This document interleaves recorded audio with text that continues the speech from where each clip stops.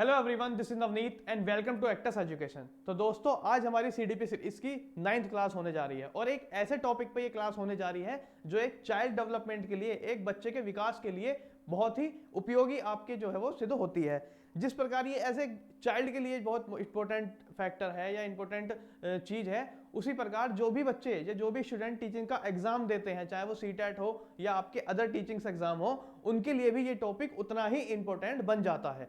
ठीक है। हाँ दोस्तों, आप मेरे पीछे देख पा रहे हैं, इस टॉपिक का नाम है भाषा और विचार या भाषा चिंतन, लैंग्वेज और थॉट्स। ठीक है। अभी लैंग्वेज और थॉट्स पे जो है हम पूरी डिटेल स्टडी हम करेंगे कि भाषा जो है बच्चा किस प्रकार सीखता है, किस एज में बच्चा भाषा को सीखता है और कौन कौन से सिद्धांत जो है वो एक बच्चे को लैंग्वेज सीखने के लिए जो है अप्लाई होते हैं। कौन कौन से साइकोलॉजिस्ट हैं, चाहे वो आपका नोम चॉम्स्की हो जो आप मेरे पीछे देख पा रहे हैं, अपने आप में ये बहुत बड़े भाषाविद थे, भाषा मनोवैज्ञानिक थे। ठीक है, साइकोलॉजी में, और इनका बहुत नाम है। तो इनका ही अपनी एक थ्योरी है, साथ साथ जीन पियाजे की अपनी एक थ्योरी है, उन्होंने बताया है, वाइगोस्की ने इसके बारे में बताया है, स्किनर ने इसके बारे में बताया है, जिनसे कई प्रकार के क्वेश्चन आपके भाषा या चिंतन को लेके एग्जाम में हमेशा पूछे जाते हैं। और बच्चे जो है बहुत कंफ्यूज होते हैं कि आपके वाइगोस्की और पियाजे के सिद्धांत में कि इन्होंने जो है इसके भाषा सिद्धांत के लिए क्या क्या बोला है और किस प्रकार से चीजों को बताया है। तो आज हम पूरी डिटेल स्टडी अपनी इस क्लास में करने वाले हैं और आज के बाद भाषा और विचार को लेके आपके मन में कोई डाउट नहीं रहेगा। अगर आप इस वीडियो को अच्छे से देखते हैं, अच्छे से नोट्स बनाते चलते हैं और किस प्रकार से प्रीवियस ईयर से क्वेश्चन पूछे गए हैं उनको भी जो है वो इसमें डाला गया है, उस प्रकार से देखा गया है, उनको वन लाइनर में आपके डाल दिया जाए। ठीक है, तो शुरू करते हैं अपनी क्लास, लैंग्वेज और आपके थॉट्स। देखिए फ्रेंड्स, मेरे पीछे दिख रहा है कि भाषा क्या है, व्हाट इज लैंग्वेज, लैंग्वेज क्या है। तो आइए इसको देखते हैं। भाषा अभिव्यक्त विचार विनिमय का मानव निर्मित एक साधन है। मतलब विचारों के विनिमय का, विचारों के आदान प्रदान का एक साधन है जो आपके पेतृत्व संपत्ति नहीं है बल्कि एक अर्जित संपत्ति है। मतलब एक विचारों का एक ऐसा साधन है जिससे हम जो है वो आपस में बातचीत करते हैं, एक दूसरे के विचारों को समझते हैं, जानते हैं। ठीक है। और ये जो है दोस्तों वो हमें अपने माता पिता से नहीं मिलती है। इस चीज को, भाषा को या विचार को हमें जो है वो दोस्तों आपका अर्जन करना पड़ता है, अर्जित करना पड़ता है, जिसे हर बालक अनुकरण या प्रयास के द्वारा आपका ग्रहण करता है। भाई जो है जब बच्चा पैदा होता है तो उसको कोई भी लैंग्वेज नहीं बोलनी आती है। ठीक है। जिस एनवायरनमेंट में वो आपके बड़ा होगा, जिस एनवायरनमेंट में जो उनसी लैंग्वेज वो सुनेगा, वही लैंग्वेज वो बहुत अच्छे से सीख जाएगा, दूसरे को देखकर सीखेगा, सुनकर सीखेगा। तो यही जो है वो आपके दोस्तों भाषा है। भाषा क्या है? विचार विनिमय का एक साधन है जिसके द्वारा हम अपने विचारों को एक जने से दूसरे जने तक आपके बताते हैं और चीजों को प्रस्तुत करते हैं। और ये एक पेतृत्व संपत्ति ना होके एक अर्जित संपत्ति है जिसको हर किसी को खुद अर्जित करना पड़ता है। और बच्चा कैसे सीखता है दोस्तों? वो आपका अनुकरण करके, ठीक है, नकल करके या आपका प्रयास करके भाषा को सीखता है। ये आपके भाषा की परिभाषा थी। ठीक है, देखते हैं भाषा के बारे में। देखिए ये जो है वो इंपॉर्टेंट लाइन है भाषा के बारे में। यहाँ जो जो बोला गया है वो मोस्ट इंपॉर्टेंट है। आप इसको ऐसे ही चाहे कीवर्ड्स के तौर पे आप इनको लेके चलें ताकि एग्जाम टाइम पे आपको कोई भी डाउट ना रह जाए। भाषा योग्यता केवल मनुष्य में पाई जाती है। मतलब भाषा की जो योग्यता है, आप देख पा रहे हैं, आप खुद भी एनवायरनमेंट में रहते हैं, कि भाषा जो है वो केवल मनुष्य के अंदर ही पाई जाती है। जानवरों के अंदर कोई भाषा नहीं होती, और होती भी है तो उस तरीके की होती है कि वो खुद ही समझ सकते हैं, लेकिन हमारी भाषा को पूरे सब लोग समझ सकते हैं। ठीक है। जो विचारों के आदान प्रदान में महत्वपूर्ण भूमिका निभाती है, इसलिए विकासात्मक मनोविज्ञान की विभिन्न विषय वस्तुओं में भाषा विकास भी अत्यंत महत्वपूर्ण हो जाती है। मतलब विकासात्मक मनोविज्ञान के अंदर जो हमारी भाषा है, जो हमारी लैंग्वेज है, ये एक बहुत ही महत्वपूर्ण भूमिका अदा करती है। ये मैंने आपको पहले ही बताया था कि बच्चे के डेवलपमेंट में भाषा का बहुत बड़ा योगदान है। भाषा के योगदान के द्वारा ही दोस्तों वो जो है वो अपना जो है वो डेवलपमेंट अच्छे से कर पाता है, चीजों को समझ पाता है। तो इस प्रकार विकासात्मक मनोविज्ञान में भी जो है भाषा के सिद्धांतों का अपना ही एक महत्वपूर्ण योगदान है। और इन्हीं चीज को लेके जो है वो एग्जाम में भी क्वेश्चन आपसे अक्सर पूछे जाते हैं। और आइए इसको देखते हैं भाषा के बारे में थोड़ा सा और। इसके कुछ आपके जो परिभाषाएं हैं जिन्होंने अपने अपने अनुसार दी है मनोवैज्ञानिकों ने। एक विश्व कोश के अनुसार जो है वो दोस्तों भाषा जो है वो ध्वनि, प्रतीकों, संकेतों की एक ऐसी मान्य व्यवस्था है। किस किस की? ध्वनिकी, प्रतीकों की, संकेतों की एक ऐसी मान्य व्यवस्था है जिसके द्वारा एक समूह के लोग आपस में विचार विनिमय को आपका करते हैं। दोस्तों अब ये एक ऐसा टॉपिक है, जब भाषा है इसको चाहे आप कोई भी पढ़ रहा है या कोई भी जान रहा है, चाहे आप मेरे से क्लास ले रहे हैं चाहे किसी से भी ले रहे हैं, सीधी सीधी बात यह है कि भाषा आप भी बोलते हैं, ठीक है, आप भी अपने विचारों को आदान प्रदान करते हैं, चीज़ों को सीखते हैं। सीखने और समझने वाली बात सिर्फ इतनी है, जो मैंने अपनी पहली साइकोलॉजी की क्लास हुई थी सीडीपी की, उसमें बताया था कि साइकोलॉजी एक ऐसा सब्जेक्ट है जो आपकी डेली लाइफ से जुड़ा हुआ है। बस फर्क इसमें कितना आ जाता है कि उसको सिस्टमेटिक ढंग से पढ़ना है, उस तरह से पढ़ना है जिस प्रकार से आपके टीचिंग एग्जाम्स में वो पूछी जा रही है। कुछ टेक्निकल टर्म्स होती हैं जो आसान नहीं होती, लेकिन उसको अगर हम अपने डेली लाइफ में व्यवहार में उसको उतार लेते हैं तो वो आसानी से आ जाता है, ठीक है। अब यही कह रहा है, विचार विनिमय की परिभाषा है, इसमें कोई बहुत बड़ा साइंस नहीं है। भाषा के द्वारा हम अपने विचारों को दूसरे तक पहुंचाते हैं और दूसरे के विचारों को अपने तक ग्रहण करते हैं, ठीक है। अब यहाँ पे एक हरलॉक मनोवैज्ञानिक है, उन्होंने क्या बताया है, भाषा से तात्पर्य क्या है, विचारों तथा अनुभूतियों का अर्थ व्यक्त करने वाले उन सभी साधनों से है जिसमें विचारों के आदान प्रदान के सभी पक्ष सम्मिलित होते हैं। दोस्तों ये जो दोनों परिभाषा इसलिए ली गई हैं क्योंकि प्रीवियस एग्जाम्स में ये ऐसी की ऐसी पूछी गई हैं, ठीक है। आप इसका स्क्रीनशॉट ले सकते हैं, इसको देख सकते हैं। आइए आगे देखते हैं। भाषा के प्रकार, टाइप्स ऑफ लैंग्वेज। भाई ये आप शुरू से ही पढ़ते आ रहे हैं और देख पा रहे होंगे कि भाषा की जनरली जो है वो आपके 3 प्रकार बताए गए हैं। पहला मौखिक, ओरल, दूसरा लिखित आपका जो होता है, और तीसरा जो है वो आपका सांकेतिक या सिंबॉलिक, ठीक है। भाई भाषा जो है सबसे पहले लिखित में होती है, ठीक है। लिखित प्रकार से भी हम भाषा का जो है वो आदान प्रदान करते हैं भाषा से।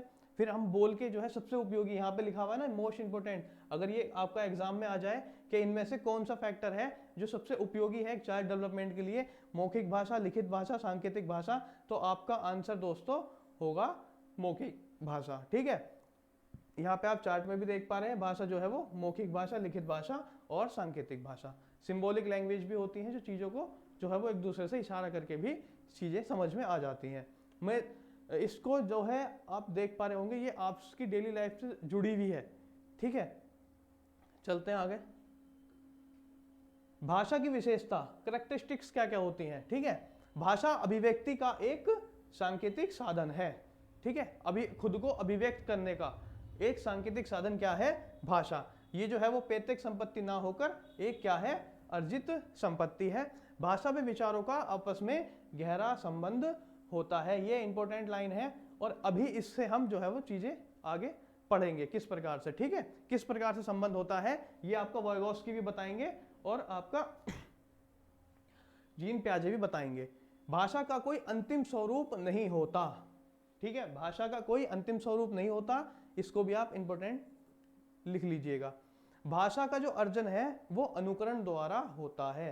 भाई एक कोई छोटा बच्चा है तो वो भाषा किस प्रकार से सीखेगा, भाषा वो सुन के सीखेगा, पहले सुनेगा, फिर उसको जैसे आप कहेंगे वैसे ही वो बोलना धीरे धीरे सीख जाएगा। आपके घरों में भी जनरल छोटा बच्चा होता है, जब वो सीख रहा होता है तो आप भी कहते हैं कि बेटा चाचा बोलो, पापा बोलो, माँ बोलो, ठीक है। इस प्रकार पहले आप बोलते हैं, फिर वो जो है वो आपके पीछे दोहराता है और वो उस प्रकार से चीज़ों को बोलने लगता है। तो किसके द्वारा बोलने लगता है, वो अनुकरण करके, ठीक है। आपका अनुकरण करके बच्चा धीरे धीरे चीज़ों को सीखने और समझने लगता है, ठीक है। विशेषता आगे देखते हैं।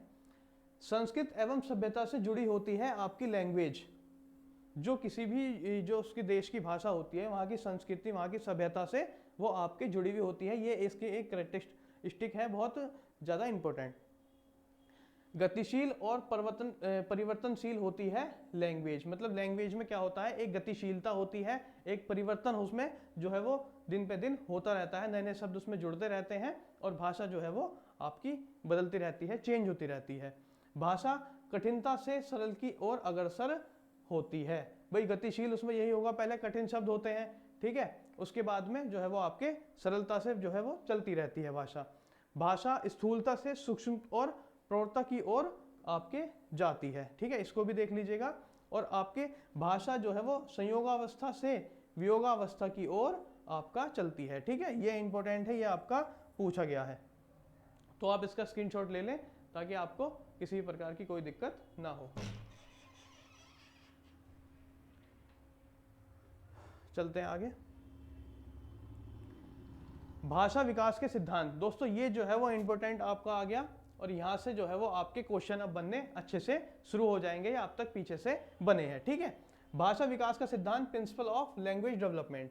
अब इसमें जो सबसे इंपॉर्टेंट आता है, मैंने बताया था आपको, नोम चॉम्स्की का भाषा विकास का सिद्धांत आता है। दोस्तों ये इनकी फोटो है, आप देख पा रहे हैं, नोम चॉम्स्की है, ये भाषाविद हैं और भाषा मनोवैज्ञानिक है। इन्होंने भाषा के ऊपर जो है मेनली अपना काम किया है। ठीक है, अब इन्होंने जो थ्योरी दी थी, थ्योरी ऑफ लैंग्वेज डेवलपमेंट, इसको इंग्लिश में बोलते हैं। अब इनके मोस्ट इंपोर्टेंट टर्म्स हैं, इनको आप अच्छे से लिखते चलिए, ताकि एग्जाम में जो क्वेश्चंस आपके पूछे गए हैं इन्हीं टर्म से पूछे गए हैं, इसलिए मैंने इन टर्म को ऐसी का ऐसी डाल दिया है। बालक में भाषा का जो गुण होता है वो दोस्तों जन्म से पाया जाता है। सबसे पहले इन्होंने ये बात बोली कि बच्चे में जो भाषा का गुण है वो उसका जन्मजात होता है। दूसरा, वंशानुक्रम और वातावरण दोनों का योगदान एक भाषा को डेवलप करने में होता है। उसके मतलब वंशानुक्रम का भी उसमें योगदान, क्योंकि ये गुण कौन सा है, आपका जन्मजात गुण है भाषा का, और दूसरा आपका एनवायरनमेंट का भी उतना ही इफेक्ट उसमें पड़ता है। ठीक है, तीसरी बात इन्होंने बोली कि बच्चे की पहली भाषा आपकी जो है कर्दन, आपकी जिसे कहते हैं रोना होती है, और फिर आपकी संकेतिक भाषा होती है। तो सबसे पहले बच्चे का जो जन्म होता है, सबसे पहले बच्चा क्या करता है, अपनी बातों को जो है वो रोकर बताता है। ठीक है, उसके बाद में दोस्तों ये जो है आपका सांकेतिक भाषा की यूज करता है, क्योंकि 2 साल तक बच्चा जो है वो ज्यादा भाषा कोई सी भी लैंग्वेज हो, चाहे वो इंग्लिश हो, संस्कृत हो, हिंदी हो, मलयालम हो, कोई सी भी लैंग्वेज वो बोल नहीं पाता है। सबसे पहले वो रो के अपनी बातों को बताता है, और उसके बाद में आपका संकेत करके चीजों को बताता है। ये नोम चॉम्स्की ने आपका बताया है। ठीक है, आप इसको ऐसे स्क्रीनशॉट ले लीजिए, क्योंकि ये आपका सीटेट एग्जाम में तो मतलब इसके बिना अधूरा माना जाता है। अगर इससे कोई क्वेश्चन ना आए, चाहे वो आपके हिंदी पेडागोगी में आए या आपका चाइल्ड डेवलपमेंट में आए, सीडीपी वाले सेक्टर में आए, नोम चॉम्स्की से आपका क्वेश्चन बनता ही बनता है। आगे और देखते हैं इनके बारे में, इन्होंने और क्या बताया है। देखिए, प्रत्येक बालक भाषा सीखने की जन्मजात क्षमता के साथ में पैदा होता है, ये हो गया। अब ये जो जन्मजात क्षमता है, इन्होंने इसको क्या बताया है, ठीक है, जिसे इन्होंने भाषा अर्जन यंत्र बताया है, इसको शॉर्ट में बोला है लैड, और लैड की फुल फॉर्म दोस्तों आपका ये है, लैंग्वेज एक्विजिशन डिवाइस। ठीक है, इसकी फुल फॉर्म भी कई बार आपका एग्जाम में ऐसी का ऐसी पूछी गई है, और इस डिवाइस के बारे में मोस्ट इंपोर्टेंट लगा लीजिएगा आप। ठीक है, विश्व की सभी भाषाएं एक ही मूल व्याकरण, किसका, यूनिवर्सल ग्रामर से संबंध है, जिसे समझने में भाषा अर्जन यंत्र लैड हमारी महत्वपूर्ण भूमिका निभाता है, या हमारी सहायता इसको करता है। यूनिवर्सल ग्रामर की बात आ जाती है तो सीधा ऑप्शन आप क्या लगा देंगे, नोम चॉम्स्की, आप इसका ऑप्शन लगा देंगे, क्योंकि यूनिवर्सल ग्रामर के बारे में दोस्तों सिर्फ इन्होंने ही बताया था, और किसी ने इसके बारे में नहीं बताया है। ठीक है, ये लैड आ जाए, आप इसको अच्छे से देख लीजिएगा। ठीक है, अब ये भाषा अर्जन यंत्र लैड 5 साल तक ज्यादा सक्रिय होता है, ये पॉइंट मोस्ट इंपोर्टेंट बन जाता है। ठीक है, 5 साल तक यह संवेदनशील काल होता है, और भाषा सीखने के लिए सबसे उपयोगी काल। भाई सीधी सीधी बात है कि अगर बच्चा जो है वो जब 2 साल से भाषा सीखना शुरू कर देता है, 2 साल का होने के बाद, ठीक है, उसके बाद में जो 5 साल तक जो वो अपने एनवायरनमेंट से सीखता है, ठीक है, जैसे अब कोई भी छोटा बच्चा है, चाहे वो इंडियन ही क्यों ना हो, अगर उसको हम 2 साल बाद या 1.5 साल बाद कहीं फॉरेन ले जाते हैं जहाँ पे इंग्लिश लैंग्वेज बोली जाती है, तो 5 साल तक उस बच्चे को कोई भी आपको किसी प्रकार की ग्रामर सिखाने की जरूरत नहीं है। उसके पास क्या है दोस्तों, उसके पास लैड है, ये यंत्र है। और ये कब तक सक्रिय रहेगा दोस्तों, ये आपका 5 साल तक सक्रिय रहेगा, और 5 साल के अंदर वो एक ऐसी अंग्रेजी बोलनी सीख जाएगा जो शायद कोई अच्छे से अच्छा इंस्टीट्यूट भी उसको ग्रामर आपके पढ़ा के या आपका कोर्स करा के उसको नहीं बोलने सिखा सकता। ठीक है, यही इनका एक इंपॉर्टेंट रोल था, इसमें इन्होंने बताया था। ठीक है, आपका लैड में लैंग्वेज एक्विजिशन डिवाइस ही बोला है, और ये माइंड के अंदर हमारे शुरू के 5 साल तक जो है वो बहुत अच्छे से भूमिका निभाता है। ठीक है दोस्तों, ये सभी पॉइंट इनके मोस्ट इंपॉर्टेंट हैं। कभी भी लैड की बात आ जाए तो आप इसको दोहे लैड देखते ही आप नोम चॉम्स्की मार देंगे, यूनिवर्सल ग्रामर की बात आ जाए तो आप नोम चॉम्स्की मार देंगे, और शुरू के 5 साल तक अगर पूछे तो भी आप इसमें नोम चॉम्स्की को मार देंगे। ठीक है, आगे देखते हैं। इसमें आगे आ जाता है एक बंडूरा का सिद्धांत। बंडूरा ने भी आपका क्या बताया है, इसमें बताया है बच्चा समाज के लोगों का अनुकरण के द्वारा ही भाषा को सीखता है। ये भी बंडूरा का सिद्धांत इंपॉर्टेंट है, ये भी पूछ लिया जाता है कि बच्चा लोगों का अनुकरण करके या उसके द्वारा भाषा को सीखता है। ठीक है, इसके बाद में ये आपके आ गए हैं चैपनील, शार्ली, कल्टी, वैलेंटाइन के अनुसार जो अनुकरण का सिद्धांत जो इन्होंने दिया है, इसमें देखिए किस प्रकार से है। बच्चे का जो भाषा विकास होता है वह अनुकरण के द्वारा होता है। ठीक है, अब इसके बाद यदि बच्चे के सामने दोषयुक्त भाषा का प्रयोग किया जा रहा है तो बालक भी दोषयुक्त भाषा को ही सीखता है। इसको ऐसे एग्जाम्पल के तौर पर देखिए, अगर आप छोटे बच्चे के सामने अच्छे शब्द बोलेंगे तो वो रिपीट में अच्छे शब्द सीखेगा और अच्छे शब्दों को बोलेगा। वहीं आप बच्चे के सामने गलत शब्द बोलेंगे, गाली देंगे, तो वो भी आपको कहीं ना कहीं गाली देगा, क्योंकि जिस प्रकार से आप उसको सामने रिप्रेजेंट हो रहे हैं उसी प्रकार वो आपका ही अनुकरण कर रहा है और आपके अनुकरण के द्वारा ही वो चीज़ों को या उसकी लैंग्वेज को सीख रहा है, उसको अपना रहा है। ठीक है, तो ये आप दो भी इसको नोट कर लीजिएगा। अब दोस्तों इन सिद्धांत में देखिए, इसके बाद आ जाता है एक परिपक्वता का सिद्धांत, प्रिंसिपल ऑफ मैच्योरिटी। ठीक है, इसमें क्या बताया गया है, परिपक्वता से अभिप्राय क्या है कि भाषा अवयव एवं स्वरों पर नियंत्रण होना। मतलब मैच्योरिटी क्या होती है, ठीक है, मैच्योरिटी सिद्धांत में मतलब आप कोई भी भाषा बोलना चाहते हैं, ठीक है, तो उसके लिए एक अच्छी लैंग्वेज आप कब बोल पाएंगे, जब आपका जो है भाषा, जो आपके स्वर होंगे, ठीक है, या उसकी भाषा के जो अवयव होंगे, शब्द होंगे, उन पर आपका अच्छा नियंत्रण हो, अच्छी पकड़ हो। जैसे आप मैच्योरिटी में आप में आ जाती है, उस प्रकार से ये अपना अपने आप डेवलप्ड होनी शुरू हो जाती है। इसे ही दोस्तों बोलते हैं हम अपना परिपक्वता का सिद्धांत। अब दूसरा जो है वो है हमारा अनुबंधन का सिद्धांत। इसमें क्या बोला है, किसी वस्तु से जोड़कर बताना। ठीक है, इसको बोलते हैं आपका अनुबंधन का सिद्धांत। तीसरा जो होता है दोस्तों वो होता है इसका अनुकरण का सिद्धांत। इसमें नकल करने का सिद्धांत है ये। ठीक है, प्रिंसिपल ऑफ इमिटेशन। इसमें जो है वो बच्चा नकल करके दूसरों से आपका सीखता है। तो ये तीन इंपॉर्टेंट हैं, कभी कभी एग्जाम में पूछ लिए जाते हैं और मेनली जो है वो आपका आता ही है। ठीक है, इसमें मैंने आपको पहली क्लास में ही बताया था। ठीक है, इसको ऐड कर लेते हैं। इसमें जो है वो आपका प्याजे जी के बारे में आ जाता है।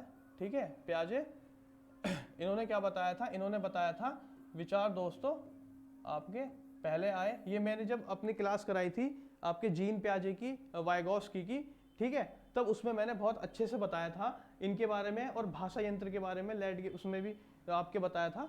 ठीक है, इसमें इन्होंने बताया था विचार जो है दोस्तों पहले आता है और भाषा जो है वो आपके बाद में आती है। ठीक है, ये अक्सर एग्जाम में पूछा गया है।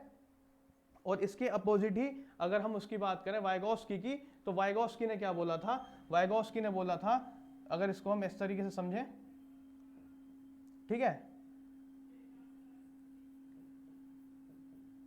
ये भाषा है, ये आपका ये विचार है।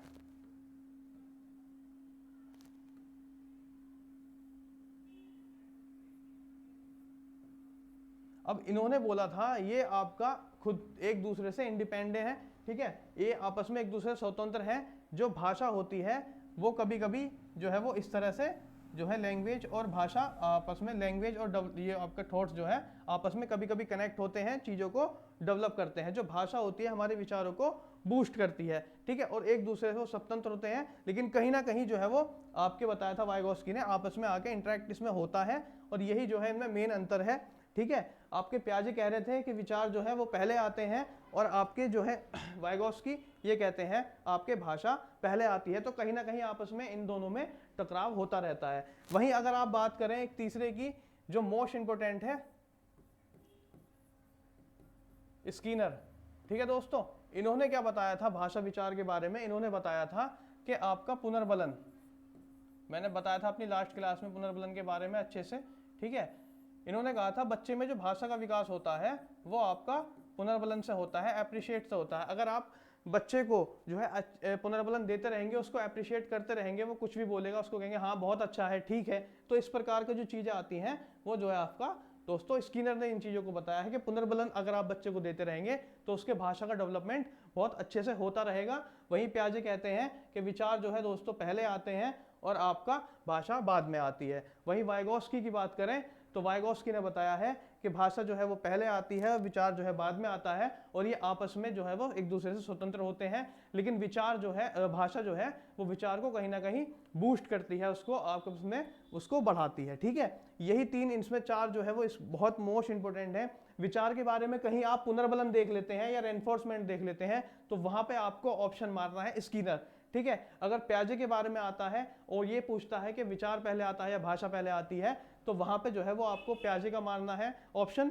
ठीक है, और वाइगोस्की के बारे में आया है कि ये एक दूसरे से स्वतंत्र हैं और ये चीजों को इस प्रकार से अच्छे से लेते हैं, अच्छे से सीखते हैं। ठीक है, और नोम चॉम्स्की के बारे में मैंने आपको बता ही दिया था।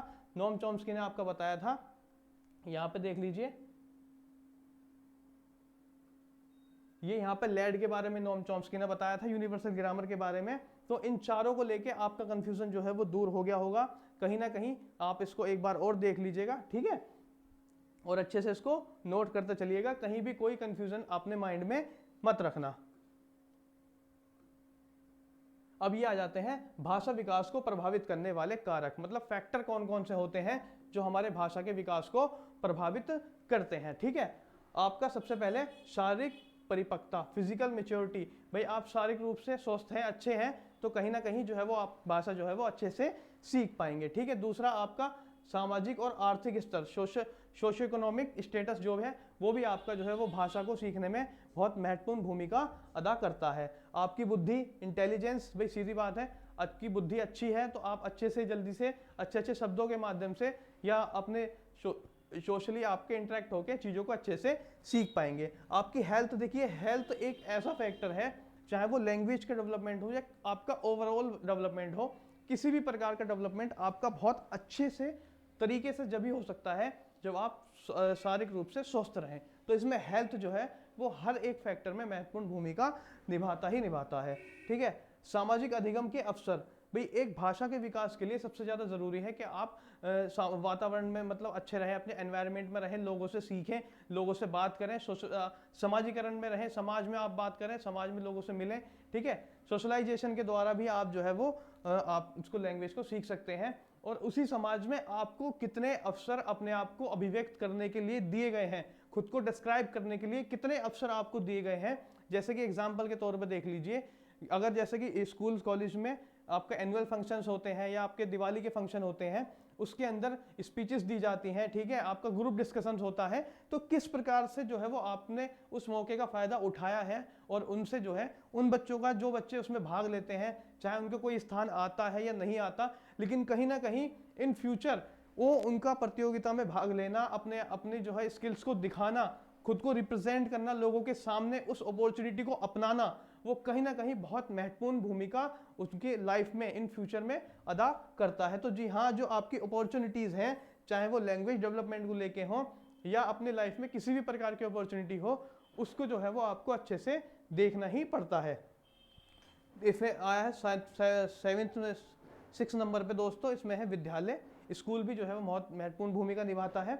और 7वें नंबर पे दोस्तों आपका मीडिया। ठीक है, मीडिया का भी इसमें बहुत अच्छा रोल होता है आपके लैंग्वेज आपके डेवलपमेंट में। तो ये सब थे, आप इसका स्क्रीनशॉट ले सकते हैं। और ये आपसे इस तरीके से पूछता है कि कोई देखो ये इन 4 ऑप्शन दे देगा, इसमें से पूछेगा 3 ऑप्शन आपके इसमें सही होंगे और 1 गलत होगा। तो ये इसलिए सारे ऑप्शंस अक्सर जो है वो एग्जाम में पूछे गए हैं, इसलिए इन एग्जाम्पल को इनको जो है वो डाला गया है स्लाइड में। स्क्रीनशॉट ले लें आप, फिर हम आगे चलते हैं। और आगे चल के हमने भाषा सीखी, अब भाषा के बाद दोस्तों हम चलते हैं विचार, थिंकिंग, थॉट प्रोसेस पे कि थॉट होता क्या है। भाषा के सीखने के साधन जो हैं, लैंग्वेज लर्निंग टूल्स इसमें कौन कौन से होते हैं। अनुकरण, भाई हम अनुकरण, इमिटेशन के द्वारा भाषा को सीख रहे हैं, खेल के द्वारा सीख रहे हैं, कहानी सुन रहे हैं, कहानी सुना रहे हैं, उसके द्वारा भी भाषा को सीख रहे हैं। वार्तालाप, किसी से बात कर रहे हैं ज़्यादा से ज़्यादा, तो भी हम जो है वो भाषा को सीख रहे हैं। प्रश्नोत्तरी, उत्तर जो है वो क्वेश्चन करना, दूसरे से क्वेश्चन का जवाब देना, तो ये सारे भी आपके ये टूल्स हैं। ये टूल्स से भी दोस्तों क्वेश्चन आपका बन जाता है। भाषा के घटक, अब देखिए आपका पार्ट्स ऑफ लैंग्वेज कौन कौन से होते हैं, इसमें देख लीजिए। स्वनिम, ये क्या होता है दोस्तों, ये चारों ही मोस्ट इंपोर्टेंट हैं और ये आपका एग्जाम में पूछे गए हैं। छोटे छोटे वर्ण को सीखता है बालक। इसमें स्वर्णिम में क्या है, छोटे छोटे वर्ण को सीख रहा है, ठीक है, जिसका अपने आप में कोई अर्थ नहीं होता, उसे ही स्वर्णिम कहते हैं। और यह जो है वो भाषा की सबसे छोटी इकाई होती है। इस जो वर्ण में जो है वर्ण का अपना ही कोई मतलब नहीं होता है, ठीक है, भाषा की सबसे छोटी इकाई है। इसी को हम क्या बोल रहे हैं दोस्तों, इसी को हम स्वर्णिम बोल रहे हैं। दूसरा होता है रूपिम, आपका मेटाफर। इसमें क्या होता है, इसके बाद जो है बच्चा छोटे छोटे शब्दों को सीख जाता है। भाई सबसे पहले उसने वर्ण सीखा, भाई पहले उसने का सीखा, ठीक है, फिर उसके बाद में जब उसने का सीख लिया तो फिर अब वो कल कहना उसको आ गया। अब ये जो है वो एक शब्द हो गया। तो स्वर्णिम क्या हो गया हमारा, एक शब्द हो गया। शब्द से दोस्तों वो अपना उसने सीखना शुरू कर दिया, ठीक है। अब तीसरे नंबर पे आता है जो इंपॉर्टेंट है, अर्थ विन्यास। वाक्य के सारे शब्द अर्थपूर्ण होने चाहिए, यही ये बताता है। मतलब हम जो वाक्य बोल रहे हैं उसके जो शब्द है ना दोस्तों, वो जो है वो अर्थपूर्ण होने चाहिए, उनका कोई मीनिंग होना चाहिए, ठीक है। इसी को बोला जाता है आपके अर्थ विन्यास। लास्ट में जो चौथे नंबर पे आ जाता है वो आ जाता है आपका वाक्य विन्यास, जिसको बोलते हैं सिंटैक्स। भाषा के नियम इसके अंतर्गत आपके सारे आ जाते हैं। सबसे पहले उसने वर्ण सीखा, फिर शब्द सीखा, फिर शब्द के माध्यम से एक सेंटेंस बोलना सीखा। उस सेंटेंस के जितने भी शब्द हैं उन सबका मतलब होना चाहिए। अब जब ये इतनी बातें सीख गया तब अब दोस्तों उसको सिंटैक्स जो है वो आ जाता है। सिंटैक्स की वजह से वो अब जितने भी रूल्स हैं, ग्रामर हो चाहे व्याकरण हो, उनके रूल को वो अच्छे से सीखने और समझने लगता है, ठीक है। आप इसका स्क्रीनशॉट ले सकते हैं। चलिए अब आगे चलते हैं।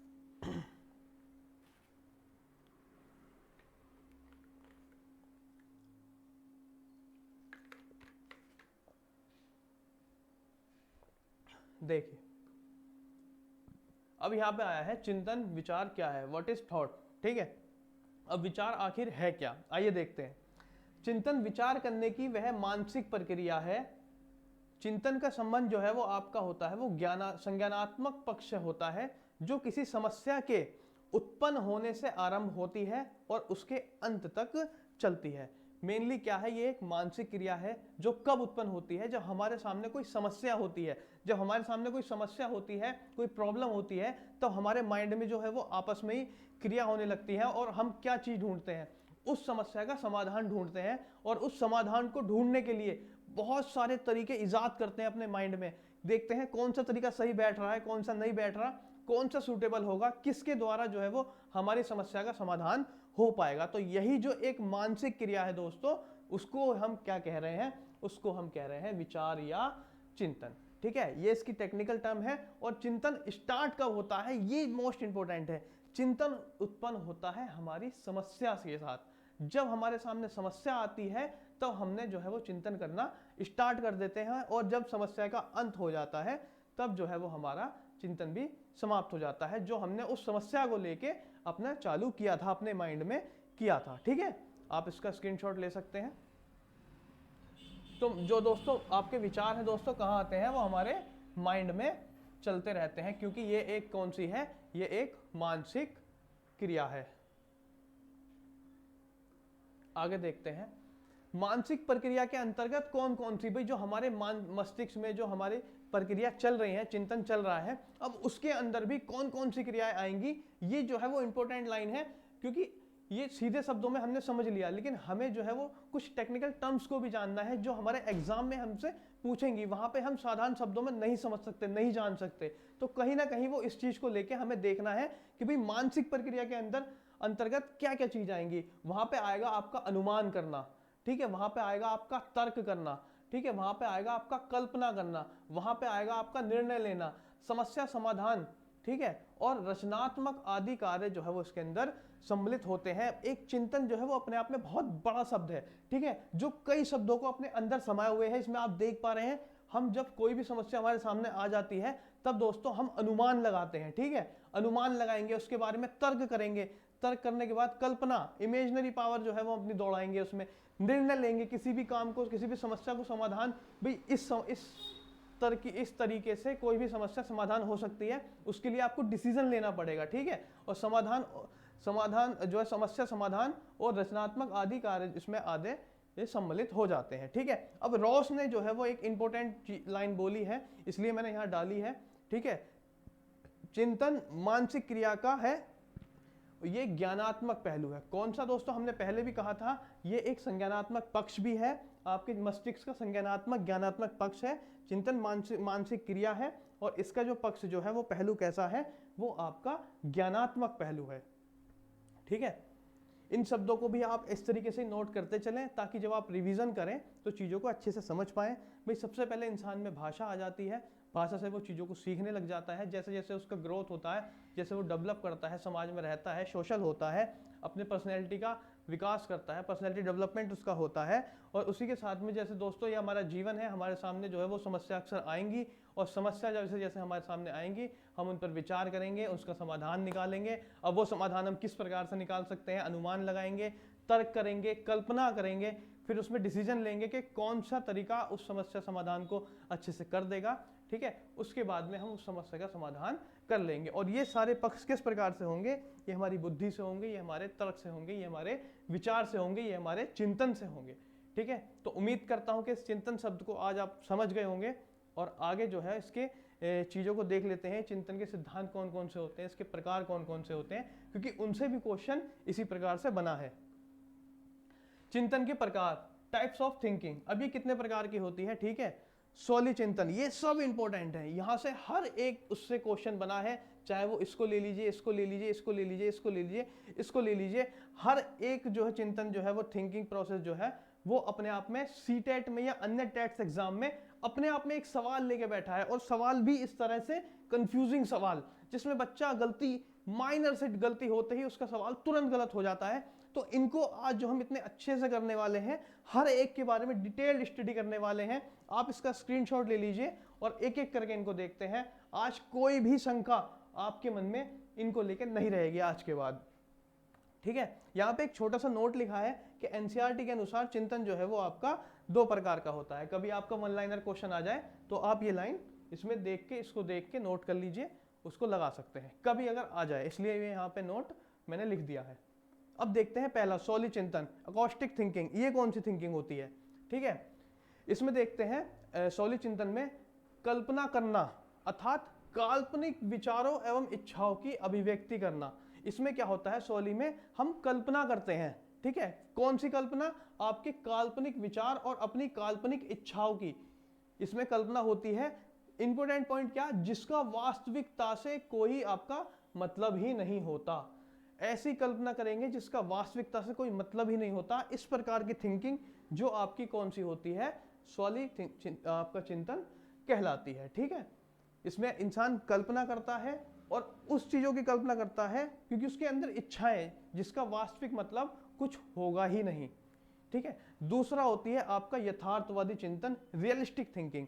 अब आप यहाँ शब्द से ही समझ रहे हैं, चाहे इंग्लिश का हो चाहे हिंदी का हो, रियल, ठीक है, यथार्थ मतलब सत्य। ठीक है, इसमें क्या होता है, इसका संबंध जो है वो आपका वास्तविकता से संबंधित चिंतन जो है वो आपका होता है। अब फॉर एग्जाम्पल के तौर पे देखिए कि पंखा चलते चलते रुक जाता है, तो विचार करना कि क्या कारण है जिसके कारण जो है वो पंखा आपके चलना रुक गया है, चलने से रुक गया है। तो ये एक चीजें वास्तविक हैं। भाई आपका पंखा चल रहा है, सडनली वो रुक जाता है, तो कहीं ना कहीं आपके मन में जो है वो विचार आएगा। अब वो विचार किस चीज को लेकर आएगा, क्योंकि पंखा आपके सामने वास्तविक है, आपको दिख रहा है और आप ये भी देख पा रहे हैं कि वो रुक गया। अब उसका रुकने के कई कारण हो सकते हैं, तो वही आप जो आपके माइंड में जो चीजें आप सोचना शुरू करेंगे, उसी को दोस्तों क्या बोलेंगे, उसी को चिंतन बोलेंगे। और ये चिंतन किस प्रकार का होगा, ये कोई काल्पनिक चिंतन नहीं होगा, क्योंकि आपको चीज दिख रही है, आपके सामने घटना हो रही है, इसलिए इसको बोलेंगे आपका यथार्थवादी या रियलिस्टिक थिंकिंग। उम्मीद करता हूं कि आपका इन दोनों में जो है वो मेन डिफरेंस जो है वो कंप्लीट हो गया होगा। आप इसको अच्छे से लिख लीजिए, इनकी हेडिंगों को। अगर आपको लगता है कि कहीं ना कहीं चीज़ें बड़ी हो रही है, दोस्तों मैं खुद से ही जो है वो फन वन लाइनर में लाना चाहता हूं, मैं बहुत बड़ी थ्योरी नहीं रखना चाहता। चीज़ें जो है वो बहुत कम शब्दों में समझ में आनी चाहिए। ठीक है, तब भी आप हेडिंग्स डाल के अपने कीवर्ड्स में जिस प्रकार से उसको लिखना चाहें इसको लिख सकते हैं। ठीक है, 5 हमने बताए थे थिंकिंग, जिसमें से पहला सोलिंग है आपका सोली चिंतन, दूसरा यथार्थवादी चिंतन। आइए तीसरा चिंतन देखते हैं जो एग्जाम पॉइंट ऑफ व्यू से मोस्ट इंपोर्टेंट है, आपका अभिसारी चिंतन या कन्वर्जेंट थिंकिंग। अब इसको दोस्तों किस प्रकार से देखेंगे, तथ्यों के आधार पर निष्कर्ष निकालना, इस चिंतन के अंदर क्या होता है, जो तथ्य होते हैं, फैक्ट जो होते हैं, उनके आधार पे निष्कर्ष निकालना, और इसके अंदर क्या आते हैं, बंद अंत वाले प्रश्न पूछने का एक वही उत्तर हो अंत में आ के रूप में हो जाना चाहिए। ठीक है, मतलब सीधे सीधे शब्दों में समझिए, ऐसे क्वेश्चंस इसके अंदर आते हैं जिनका जो है वो आपका सिर्फ एक ही आंसर होता है। फॉर एग्जाम्पल से देखते हैं, आपके बंद अंत वाले प्रश्न इसके अंदर मेनली पूछे जाते हैं। मैंने 2 एग्जाम्पल इसके अंदर दिए हैं। सीधा सीधा आंसर है 4 और 4 को जोड़ के दोस्तों क्या आएगा, वो आपका 8 आएगा। ठीक है, 4 और 4 को प्लस करके आपका 8 आएगा। इसके अंदर कोई भी साइंस आपके नहीं लगने वाली, और ये हर जगह से सत्य है। इसमें किसी भी प्रकार का चिंतन होगा ही नहीं। जिस प्रकार आपका 2 और 2 4 होगा, 8 होगा, 2 और 2 आपके 4 हो जाएगा। ठीक है, इसमें आपको कुछ नहीं सोचना है। ठीक है, अब इसमें जो है हमारे थिंकिंग, जो माइंड की जो प्रोसेस होती है दोस्तों, वो इस तरह से होती है। मैंने आपको फोटो के माध्यम से इसमें देख सकते हैं कि हमारे विचार जो हैं वो दौड़ेंगे नहीं हमारे दिमाग में, वो एक पॉइंट पे आना शुरू हो जाएंगे। ठीक है, क्योंकि हमें सीधा सीधा आंसर पता है, हम क्यों अपने विचार को इधर उधर दौड़ाएं और क्यों खुद को कंफ्यूजन में डालें। भाई 2 और 2 4 होता है, 4 और 4 8 होता है, तो हमें कुछ बहुत इसमें सोचने की जरूरत नहीं है। ठीक है, अब देखिए इसमें दूसरा एग्जाम्पल देख लीजिए। उत्तर प्रदेश की राजधानी क्या है, भैया लखनऊ है। उत्तर प्रदेश की राजधानी सीधी सीधी लखनऊ है, इसमें कुछ सोचना ही नहीं है। भाई आंसर एक है और हमारे विचार भी जो है सारे उस पर आके मिल जाएंगे। हमारा जो चिंतन है वो उस पे एक पॉइंट पे आके मिल जाएगा। इस प्रकार के चिंतन को क्या कहते हैं, आपका कन्वर्जेंट थिंकिंग हम बोलते हैं। और एग्जाम में जो है, सीटेट एग्जाम में मैं मानता हूं कि इससे क्वेश्चन हमेशा पूछता ही है, और इस प्रकार से क्वेश्चन पूछता है कि जहां भी आपकी माइनर सी डिफरेंस गलती हुई, वो आपका क्वेश्चन वहां गलत हो जाएगा। ठीक है, इसका स्क्रीनशॉट ले लीजिए। अब देखते हैं अगला और इंपॉर्टेंट, अभिसारी चिंतन, अपसारी चिंतन या आपका रचनात्मक चिंतन, इसको बोलते हैं दोस्तों डाइवर्जेंट थिंकिंग। अब इसके अंदर क्या आता है, आपका विविध प्रकार की सोच, मुक्त अंत वाले प्रश्न पूछना इसके अंतर्गत आते हैं, जिनके अनेक उत्तर हो सकते हैं। जैसे हमने सबसे पहले इसमें पूछा था कि उत्तर प्रदेश की राजधानी क्या है, तो उसका सीधा सा एक आंसर था आपका लखनऊ। अब यहीं पे क्वेश्चन जो है वो चेंज हो गया है, क्योंकि ये चिंतन किस प्रकार का है दोस्तों, ये आपका है अपसारी चिंतन, मतलब आपका डाइवर्जेंट। ठीक है, इसमें क्वेश्चन बोल रहा है एग्जाम्पल के तौर पे कि उत्तर प्रदेश की विशेषताएं क्या क्या हैं। अब उत्तर प्रदेश की दोस्तों एक विशेषता नहीं है, इसमें उत्तर प्रदेश की बहुत सारी विशेषताएं। अगर आप लिखने बैठे कि भारत में उत्तर प्रदेश की विशेषताएं क्या क्या है, तो आपका एक जो है वो पेज ऐसे ही भर जाएगा कि भाई वहाँ की जनसंख्या जो है वो भारत में सबसे ज़्यादा है। ठीक है, इस प्रकार की कई चीज़ें जो है वो उसमें आती हैं। ठीक है, एक नेपाल देश है, उससे वो जुड़ा हुआ है उत्तर प्रदेश, तो इसमें कई प्रकार की विशेषताएं आती हैं। अब यहाँ पे हमारी थिंकिंग जो है किस प्रकार से काम करती है, यहाँ पे अगर हमारा माइंड है ये, ठीक है, अब हमारे इसके बहुत सारे, मतलब एक नहीं, जैसे 4 और 4 8 हुए थे, उन सबका एक ही आंसर था और वो एक ही आंसर पे आके रुक गए थे। अब यहाँ पे जो है वो हमारा माइंड जो है वो दौड़ना शुरू कर देगा, चिंतन शुरू कर देगा कि उत्तर प्रदेश की एक विशेषता नहीं है, उत्तर प्रदेश की सैकड़ों विशेषताएं हमारी हो सकती हैं। दोस्तों इसी को हम क्या कहते हैं, इसी को हम बोलते हैं डाइवर्जेंट थिंकिंग, जहां पे एक सवाल के जो है वो बहुत सारे उत्तर हो सकते हैं, बहुत सारी चीजों को हम उसमें उस एक ही आंसर में डाल सकते हैं, और हर कोई व्यक्ति अपना अलग तरीके से सोचेगा। ठीक है, इसमें कौन से आते हैं दोस्तों, इसमें आपके जो लॉन्ग क्वेश्चंस जो एग्जाम में आपने जो दिए होंगे उसके अंदर आते हैं। कोई भी उत्तर प्रदेश की विशेषता है, आप 100 बच्चों से लिखवाएंगे तो 100 के 100 का आंसर जो है वो आपका अलग होगा। लेकिन वही आपका बहुविकल्प या वन वर्ड वाला क्वेश्चन हो, तो उसमें अगर आप पूछेंगे कि उत्तर प्रदेश की राजधानी क्या है, तो उसमें बच्चों का आंसर सभी का 100 हो 1000 हो, अगर वो सही है, सही उन्होंने पढ़ा है, तो उसका आंसर लखनऊ ही होगा। और यही जो है वो इसका मेन डिफरेंस है। और बच्चे कंफ्यूज होते हैं अभिसारी और अपसारी। एक बार और मैं आपको बता देता हूं दोस्तों, ये होता है अभिसारी, ठीक है, और यहाँ पे है ये आपका अपसारी। इंग्लिश वाले कन्वर्जेंट डाइवर्जेंट दोनों एक जैसे ही शब्द लगते हैं। ठीक है, यहाँ भी कंफ्यूज हो जाते हैं। डाइवर्जेंट में आपको डाइवर्ट करता है चीजों को, जैसे ये डाइवर्ट हो रहा है। ठीक है, आप इसको ऐसे देख लीजिए आप, क्योंकि एग्जाम में हमारे पे प्रेशर इस तरह से होता है कि जो कॉमन सी चीजें होती है ना, वो भी कहीं ना कहीं हम मिस कर जाते हैं, हम जो है वो स्लिप हो जाती है हमारे माइंड से। ठीक है, तो ये आपका कन्वर्जेंट से होता है और ये आपका डाइवर्जेंट से होता है। एक लास्ट है इसका, इंपॉर्टेंट भी है, आलोचनात्मक चिंतन, क्रिटिकल थिंकिंग, ये गुण और दोष को देखते हुए किसी बात को स्वीकार करना। ठीक है, मतलब इसको ऐसे एग्जाम्पल के तौर पर सोचेंगे भाई किसी ने आपसे कोई भी बात कह दी, ठीक है, अब वो सही है या गलत है, वो जो है वो आप अपने आलोचनात्मक चिंतन के माध्यम से उसको देखेंगे, उसमें गुण क्या है, उसमें दोष क्या है, वो सही है, वो गलत है, मतलब आपके अंदर अपना थॉट प्रोसेस जो होगा उसको दोस्तों क्या बोलते हैं हम, आलोचनात्मक चिंतन, क्रिटिकल थिंकिंग। ठीक है, आप जो है वो तब स्वीकार करेंगे जब आप उसके गुण और दोष को देख लेंगे, अपनी मानसिक प्रक्रिया जो भी आपके दिमाग में चल रही है, जो भी आपको ठीक लगता है उसके अकॉर्डिंग जो है वो ये चीजें होंगी। आप इसका स्क्रीनशॉट ले लें। चलिए आगे चलते। चिंतन के सोपान, चिंतन के पद, ठीक है, ये आपके स्टेप्स ऑफ थिंकिंग। अब जो चिंतन होता है वो कैसे शुरू होता है दोस्तों, मैंने आपको बताया था समस्या का उत्पन्न होना। जब समस्या उत्पन्न हो जाएगी तब दोस्तों हमारा चिंतन भी प्रारंभ हो जाएगा। जैसे आप यहाँ फोटो में देख पा रहे हैं, कोई भी समस्या है तो उस पर जो है हमारा चिंतन शुरू हो गया है। अब उस समस्या का किस प्रकार से समाधान होता है उसके लिए हम क्या करते हैं, उसके लिए तथ्यों को, आंकड़ों को जो है वो इनका संकलन करना, मतलब चीजों को सिस्टमेटिक ढंग से जो लेना। हमारे माइंड में अब क्या चल रही है, हमारे माइंड में प्रक्रिया चलनी शुरू हो गई। ठीक है, अब उसमें हम तर्क कर रहे हैं, हमने शुरू में बताया था, हम निर्णय ले रहे हैं, तर्क कर रहे हैं, काल्पनिक चिंतन हम उसमें के अंदर कर रहे हैं, कल्पना कर रहे हैं। उसके बाद में हम जो है वो चीजों को अब निर्णय लेने के बाद में जो है हमें दोस्तों क्या मिल जाएगा, उस समस्या का निष्कर्ष पे हम क्या मिलेंगे, निष्कर्ष निकाल लेंगे, उस समस्या का समाधान हमें मिल जाएगा। तो ये एक मतलब एक छोटा सा मैंने लेने की कोशिश करी है जिससे आप अच्छे से समझ पाए कि सबसे पहले समस्या उत्पन्न होगी, उसके बाद में हमारे में मानसिक प्रक्रियाएं जो है वो आपका उत्पन्न होंगी, और फिर जो है वो हम किसी डिसीजन पे पहुंचेंगे और उस समस्या का समाधान हमें मिल जाएगा। तो ये तो चिंतन के क्या होते हैं, यही चिंतन के पद होते हैं, और ये एग्जाम में ऐसी का ऐसी पूछ लिए जाते हैं। ठीक है, आप इसको लिख लिए और देखते हैं आगे। अब चिंतन की विशेषताएं क्या होती हैं दोस्तों, कैरेक्टरिस्टिक्स ऑफ थिंकिंग, इसमें क्या क्या चीजें आ जाती हैं। मैंने आपको बताया चिंतन क्या है दोस्तों, एक मानसिक प्रक्रिया है जो हमारे मस्तिष्क के अंदर होती है, हमने पहले ही स्लाइड में उसको देखा था।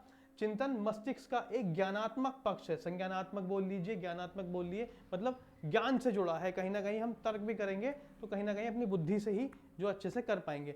समस्या समाधान में दोस्तों ये सहायक होता है। भाई सीधी बात है, हमने इसी स्लाइड में देखा कि हमारी समस्या जो है वो यहाँ पे समाधान हो गया आंकड़ों के, तथ्यों के या मानसिक प्रक्रियाओं के बाद। ठीक है, समस्या समाधान के लिए हमारे उपयोगी होती है। इससे जो है वो मस्तिष्क में एकाग्रता उत्पन्न होती है। भाई आप इसको अपनी लाइफ में खुद डाल के देखिए, इसको प्रैक्टिकली लेके देखिए कि आपके सामने कोई भी समस्या होती है और आप उस समस्या से रिलेटेड चीज़ों को सोच पाते हैं, तो उस समय जो है वो आपका माइंड कहीं ना कहीं एकाग्र हो जाता है। ठीक है, मतलब एक गोल पे टिक जाता है और हमें उसको सॉल्व करना ही होता है, तो कहीं ना कहीं हमारे अंदर एकाग्रता का भाव जिसे कहते हैं वो जागृत हो जाता है। ठीक है, वहीं पे सेम सब बात है, ध्यान केंद्रित करने की क्षमता का भी इसके अंदर विकास होता है। जब हम किसी चीज़ के बारे में सोच रहे होते हैं तो जो है वो हमारा ध्यान जो है वो उसमें लगता है और हमारा ध्यान केंद्रित होता है। इसके बाद एक मानसिक विकास भी होता है। भाई अगर हम प्रॉब्लम्स को सॉल्व करते जाएंगे धीरे धीरे धीरे धीरे, तो कहीं ना कहीं हमारे मस्तिष्क का जो है वो मानसिक विकास जो है वो आपका होता रहेगा। चिंतन से अनावश्यक क्रियाएं कम होती हैं। भाई आपके सामने कोई समस्या है, सीधी बात है, आप उस समस्या का समाधान ढूंढ रहे हैं, तर्क दे रहे हैं, अपने वितर्क कर रहे हैं या कल्पना कर रहे हैं, तो आप जो है वो अनावश्यक कार्यों में नहीं लगेंगे। ठीक है, ये एक इंपॉर्टेंट चीज है कि आपके सामने अगर कुछ होगा करने के लिए, ठीक है, तो आप फालतू के काम नहीं करेंगे। ये कहीं ना कहीं हमारी लाइफ में भी उपयोगी है। ठीक है, बालक के शैक्षिक विकास में जो है वो महत्वपूर्ण भूमिका निभाता है, बिल्कुल सही बात है, शुरू में बताया था। चिंतन से किसी भी वस्तु प्रत्यक्ष किया जा सकता है, मतलब चिंतन से किसी भी वस्तु को जो है वो आपके प्रत्यक्ष किया जा सकता है। जो हमारे भाई जो बहुत बड़े बड़े आपके जो होते हैं साइंटिस्ट जो है वो करते हैं, क्रांति लाते हैं या कुछ भी करते, साइंटिस्ट क्रांति नहीं लाते, तो इस प्रकार से इन्वेंशंस जो होते हैं, सॉरी दिमाग से कभी कभी चीज़ स्लिप हो जाती है, इन्वेंशंस जो होते हैं वो भी आपके कहीं ना कहीं यही चीज़ कह रहा है कि चिंतन से ही जो है वो आपके वस्तु को आप प्रत्यक्ष रूप से सामने ला सकते हैं। ठीक है, किसी भी क्रिया को पूर्ण किया जा सकता है, इसके द्वारा जो है वो किसी भी क्रिया को आप पूर्ण कर सकते हैं, क्योंकि आप किसी भी काम में जो है वो दिमाग लगाएंगे, नए नए इन्वेंशंस करेंगे, तो वो कहीं ना कहीं यहाँ पे आपका महत्वपूर्ण भूमिका निभाता है। ठीक है दोस्तों, तो ये सेशन आपको अगर पसंद आया हो तो इसको अच्छे से ज़्यादा लाइक करें, चैनल को सब्सक्राइब करें, और इसी प्रकार के और वीडियोस को देखने के लिए आपके जो है वो एक्टिस एजुकेशन पे बने रहें। और आगे भी जो है हमारी क्लास इस प्रकार चलती रहेंगी। दोस्तों मैंने आपको बताया था कि हमारी जो है वो कंटेंट की क्लास अभी चल रही है। कंटेंट की क्लास हमारी जो भी 3-4 क्लास रह गई हैं, उसके बाद में जो है वो हमारा सीधा प्रैक्टिस चालू हो जाएगी। और प्रैक्टिस में जो है वो आपके questions previous year plus expected questions जो आपके टेट एग्जाम में, सीटेट एग्जाम में पूछे गए हैं, फुली पैटर्न पे जो आपका ऑनलाइन पैटर्न होता है उसी हिसाब से जो है वो यहाँ पे आपका ऑनलाइन टेस्ट कराया जाएगा। और अच्छे से मिलते हैं हम अपनी अगली क्लास में एक नए टॉपिक के साथ। थैंक यू दोस्त।